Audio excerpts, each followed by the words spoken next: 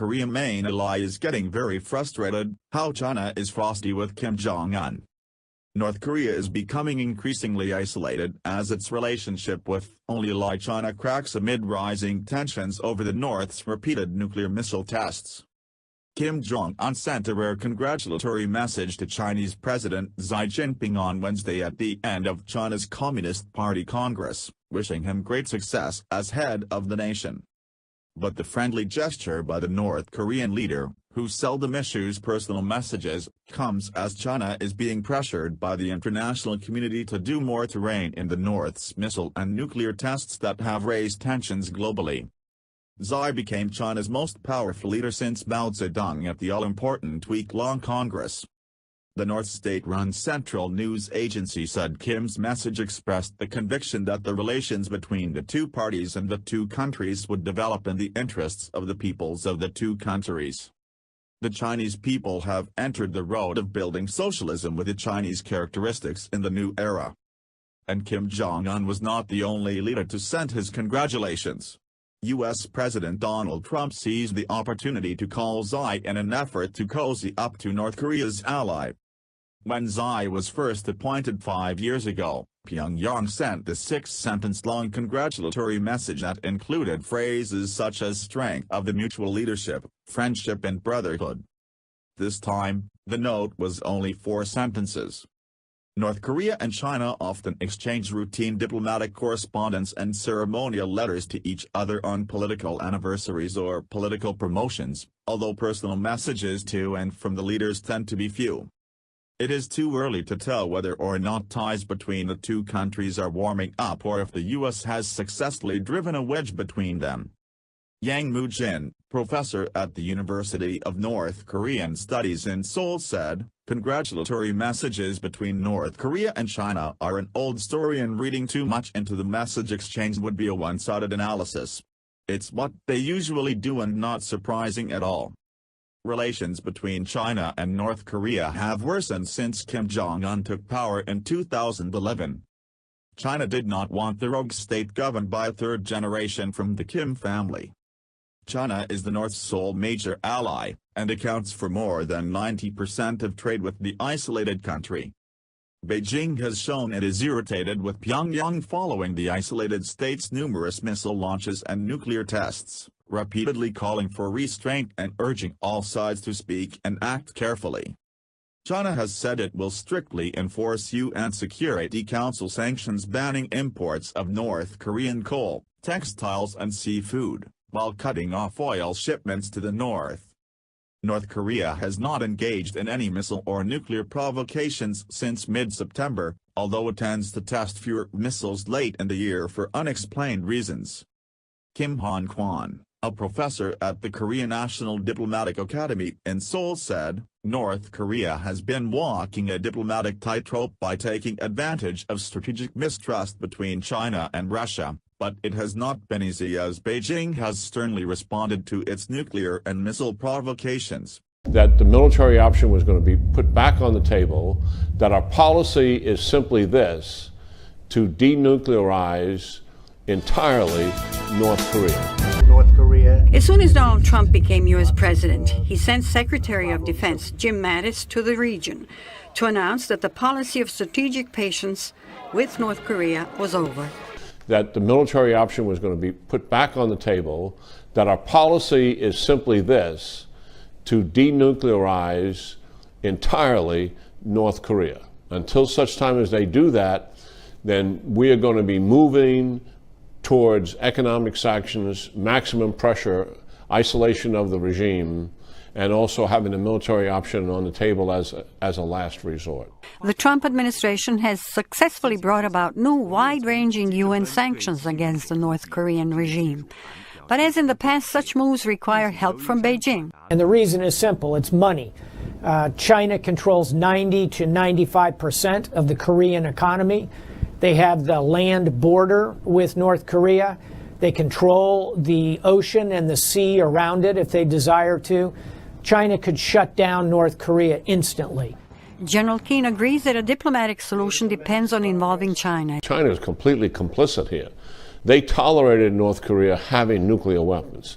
They tolerated North Korea having ballistic missiles. They tolerated North Korea developing intercontinental ballistic missiles. Despite China's condemnation of Pyongyang's latest nuclear and missile activities, it hopes to avoid a collapse of the North Korean regime and the refugee influx across the border. But some experts argue that without China's help in solving the problem, South Korea and Japan are at risk. What happens if South Korea asks the United States to return nuclear weapons to the peninsula, or they say we need our own nuclear program? I mean, how could you deny that to them? Japan, which has already reinterpreted its constitution a bit to at least allow collective self-defense, real collective self-defense. What about perhaps offensive systems in the face of this threat? Vietnam, where does this stop? China has choices to make in the time ahead. I hope they choose to stand with the rest of the world and the United States and create a diplomatic outcome here. The Trump administration is reviewing its China policy. It's expected to be complete before the president embarks on a trip to East Asia in November. Jela De Franceschi, VOA News, Washington. You name your position and then we'll ask these folks to... A senior North Korean diplomat has said Pyongyang will not hold talks of any kind with the US. 𝐶𝐨, the regime's Director General for North American Affairs, said they will not be giving up their nuclear weapons and stressed Washington needs to accept North Korea as a nuclear state.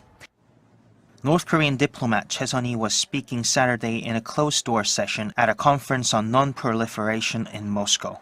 She reportedly said Pyongyang will not respond to any proposal for negotiations such as the six-party nuclear talks until the US ends what she called its hostile policy towards Pyongyang. According to an anonymous participant at the session, Che said the North is living under constant threat from the US and that processing nuclear weapons is a matter of life and death for the reclusive state. She added that those threats from the US have made Pyongyang only more certain that it needs nuclear weapons to defend itself. See what happens. Now, with that being said, we're prepared for anything. We are so prepared like you wouldn't believe. You would be shocked to see how totally prepared we are, if we need to be. Would it be nice not to do that? The answer is yes. Will that happen? Who knows? And concluded that Washington has no choice but to accept that North Korea is a nuclear state. Che is North Korea's Director General for North American Affairs, and her remarks on Saturday are in line with those she made at another meeting on Friday, when she delivered a statement to the press. DPRK's nuclear weapons are non-negotiable unless the US is prepared to coexist with the nuclear DPRK, because this is the only way to ensure lasting peace on the Korean Peninsula and the stability and security in the Northeast Asia. South Korea's deputy nuclear envoy was also at the conference, as well as several former US officials, prompting speculation that there could be interaction of some kind with Che. Seoul's Yonhap News reports that although she is said to have greeted the South Korean diplomat informally, no formal meeting was arranged. Japan's Asahi Shimbun also reports that she did not respond to a Japanese official's request for a meeting. She did, however, hold separate talks with Oleg Burmistrov, a senior Russian official. Jong-Un, Arirang News. The United States has once again said it will never accept North Korea as a nuclear state. U.S. Defense Chief James Mattis, who is visiting Seoul, said Pyongyang's nuclear and missile programs serve to undermine, not strengthen, its security. Kim Hyun-bin starts us off. North Korea's nuclear and ballistic missile threats topped the agenda on Saturday at the annual 49th Security Consultative Meeting in Seoul. To better counter those threats, South Korea's Defense Minister Song Yong-moo and U.S. Defense Secretary James Mattis agreed to increase the deployment of U.S. strategic assets around the peninsula on a rotational basis and to enhance cooperation so Seoul can obtain and develop state-of-the-art military equipment. The two also shared views on the transfer of wartime operational control from Washington to Seoul, one of the key goals of the Moon Jae-in administration. Secretary Mattis and I agreed to consider the timing and conditions of a condition-based OPCON transition. We will continue to work, develop and refine plans on this issue in time for the next SCM. Mattis pulled no punches on North Korea, calling Pyongyang's nuclear weapons program illegal and unnecessary. He also stressed that Washington wants to find a diplomatic solution to the nuclear crisis, but military force remains an option, if need be. The United States does not accept a nuclear North Korea. Diplomacy remains our preferred course of action, but as I have repeatedly emphasized, our diplomats are most effective when backed by credible military force in this sort of situation. Mattis also took the opportunity to warn Pyongyang against the idea of ever trying to use its nuclear weapons offensively. Make no mistake, any attack on the United States or our allies will be defeated. Any use of nuclear weapons by the North will be met with a massive military response, effective and overwhelming.